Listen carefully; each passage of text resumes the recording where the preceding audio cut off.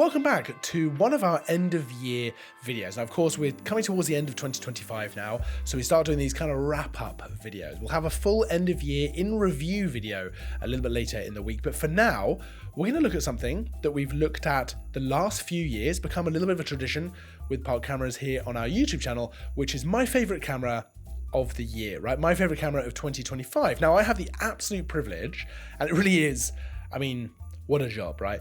I get to check out all of pretty much the latest cameras across the industry, from kind of entry-level stuff, accessible stuff like that, right through to flagship new cameras. It's very, very exciting. It really does still feel sometimes like being a kid in a toy store, getting to check out the latest toys. It's an extremely lovely thing to be able to do, to go out and play with these cameras. So once again, we're going to talk about what my favorite camera was from this year. Now, we've looked at this over the last few years. It's not always just the kind of best on paper camera at all, actually. In fact, often that's not the case, right? Sometimes some cameras just present themselves in ways that they really allow you to focus on the joy of photography. And we've had a lot of that this year, right? So we're gonna pick a few that weren't the favorite, but really stood out. So for example, the Sigma BF is a camera that I think is really interesting, a little bit unique in the sense that it really leans into something that is an incredibly good looking camera. And it does lean into that kind of joy of photography, right? You're not using it to go and shoot a wedding. Yeah, I suppose you could, but you're probably not. You're not using it for kind of this high-end stuff.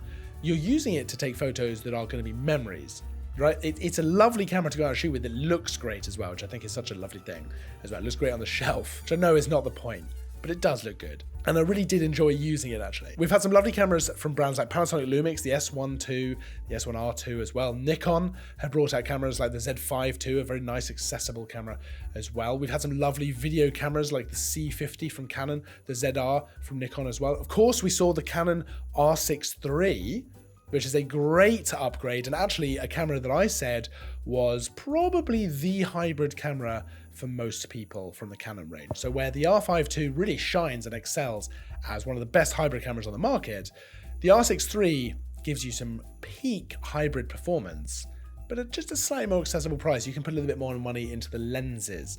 And if you're not shooting that incredibly high-end stuff that needs the R5 II, the R6 III is probably one of the better choices that you could go for. We also saw some interesting cameras in the Micro Four Thirds space, so the OM System OM3 and the OM5 II. I actually really like the OM5 range.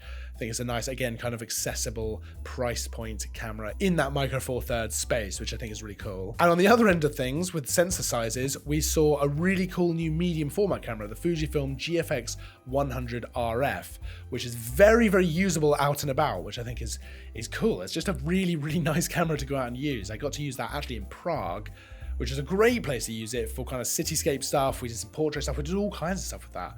And it was so nice to actually be able to use a medium format camera like that. But it's kind of small, hand-holdable, actually totally easy to take around a city. It's lovely. That'd be a great travel camera. You'd get unreal quality from that. That's so nice. Actually, that could easily have been up there as maybe my favorite camera of the year. And another camera that I would have thought would be my favorite, because if you don't know, I tend to be a Sony shooter, right? Most, if not all, of the videos on this channel are shot on a Sony A7 IV. And before it was the A7 IV, it was the A7 III. So the A75 coming out this year, you would expect that to be probably the camera that would be my favorite. And absolutely, in a way, it was. It actually did tick pretty much every box I wanted that to tick in terms of an upgrade, right? In terms of video and photo. I use the A7 IV for pretty much everything, video and photo. The A75 does so much that I really, really like. It's such a worthwhile upgrade, I think. And if you actually are looking to get into the Sony ecosystem, what a camera to go in with. Absolutely fantastic. I loved it. I cannot wait to get my hands on it again. Hopefully in the new year, we'll have a little bit more of an in-depth review of it. But what a great system and what a great camera. But there was another camera that really stood out to me this year, which, again, similarly to some of these other years, I don't know that I necessarily expected, and I certainly wouldn't have thought this would be my favorite camera before I used it. Now, that camera is the Fujifilm X-E5.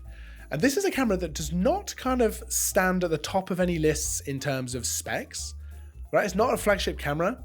It's not the kind of best camera out there. It's not trying to be, but it really emphasized to me the love of photography. I used this in Valencia in Spain, and I had such an amazing time using this camera. It is so easy to use. It is something that I think appeals to everyone, whether you're a professional photographer and you want this as your everyday camera, you want this as your second camera, you want this for taking it out and about. Whether you're a semi-pro, whether you're an enthusiast, or even someone just getting started, this camera can really work alongside you to make sure that you are focusing on the photography first. It's absolutely capable of video as well, but it feels like a photography first camera. And there's so much that makes it just a wonderful experience, from things like the film simulation dial, which means it's super easy to actually change the look of photos in camera with just a dial. Everything's very tactile.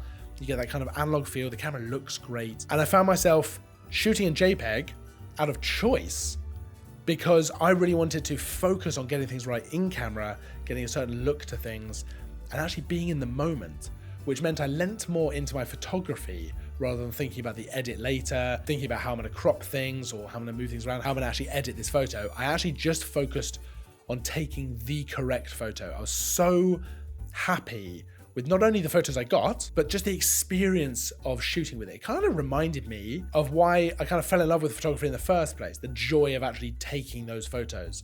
Whereas I've probably in the past started to get a little bit more into the joy of editing photos. That is the camera that really reminded me about the joy of taking photos and actually capturing moments, which I think was so, so nice.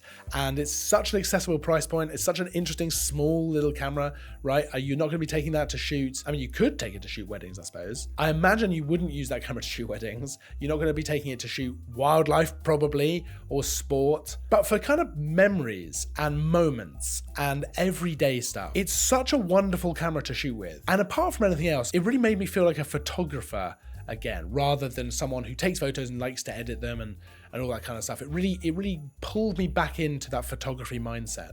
So the Fujifilm X-E5 is, for me personally, this is completely my personal opinion, is really my favorite camera of 2025, which is not something I would have expected. It's not something I would have expected going into the year at all. But there we go. I'd love to know if you have a personal favorite camera from this year, whether you got to test one out, whether you've just looked them up online, whether you have something in mind that you're looking to get, or whether you did actually get hold of one and actually that is now your new favorite camera. I'd love to know. Let me know in the comments if there's one that really stood out to you, because I think that's so interesting. It's such a subjective thing, right? And these days, most cameras, if not maybe all cameras, are generally at least very, very good, is the truth of it. So you can't really go that wrong. It's not like you're gonna get a camera and it's gonna be bad. I don't think there's any bad. I don't think I've used a bad camera for so long. So there you go. Of course, you can check out the Fujifilm X-E5 as well as a bunch of these other cameras that we've been talking about, which all, by the way, have been fantastic. I mean, this is harder and harder every year because all the cameras that come out are just so lovely. So you can check out all of that stuff by checking out the links down in the description over at parkcameras.com, where you can see all the specs, all the prices, everything you want to see. Like I say, end of year in review video later this week. Otherwise, have a lovely Christmas. Have a lovely new year. I'll see you in the new year. But until then, as always, thanks for watching.